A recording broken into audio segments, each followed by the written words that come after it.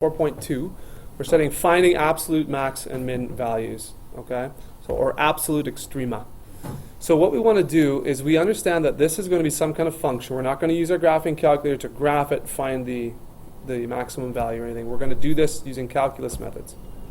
So we have the function described here, and what we know is that max and mins are going to happen, and absolute max or mins are going to be found either at a critical number, that is an x value that makes the derivative of a function equals 0 or is undefined, or the endpoints of the function. So here is the interval.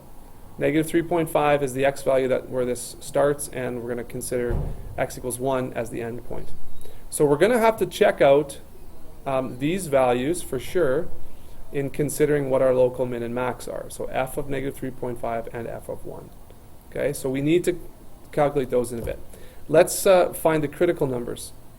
All right, so f prime of x here. Let's take the derivative. Should be pretty easy for us right now. So power rule here, 3x squared, right? Plus, again, another power rule, 12x plus 9. Okay. Now we want to find out where this derivative equals 0. So what I'm going to do is I'm just going to let this equal 0.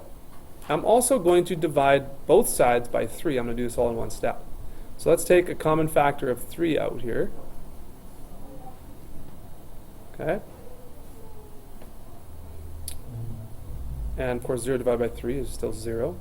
So I let this equal 0. I took out a common factor. And now hopefully you can see that this is going to be a little bit easier to factor. So it's a trinomial. We're going to factor that. A is 1, so this makes it easy. What two numbers multiply to 3 and add up to 4? 1 and 3. Yeah, that's going to be plus 1 and plus 3. Okay. So that's how we factor that. That's great. It's easy. This is baby stuff, right? Awesome. Okay. So now, using the zero product principle, way back when, we know that x is going to equal negative 1 or negative 3 here. Okay.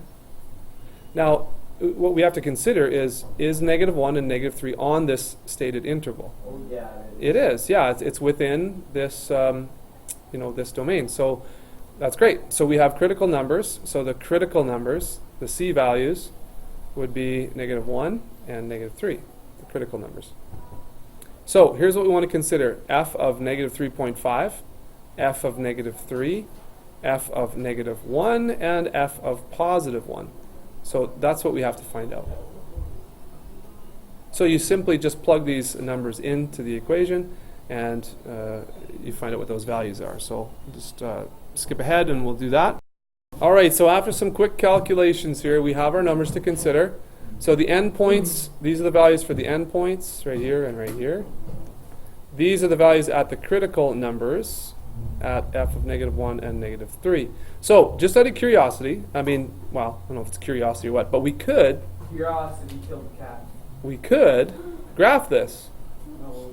And we could use our local extrema and draw a rough sketch of the graph. So, where do we start? Negative 3.5 is at 1.125.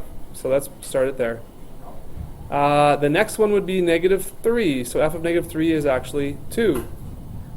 So f of negative 3 is 2. F of negative 1 is negative 2. About there. And f of positive 1 is 18. Oh, 18, way up. So I'm going to put it way up here. That's an exaggeration. It's higher than that.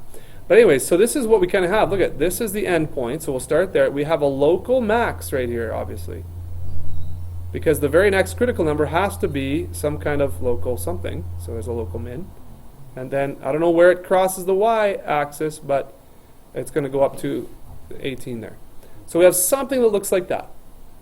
Okay. Now that's about as you can't be much more exact than that, but you get a rough ballpark. So what I want you to see is that we are beginning the process of curve sketching, and that's going to be in chapter 5, the next section, next unit.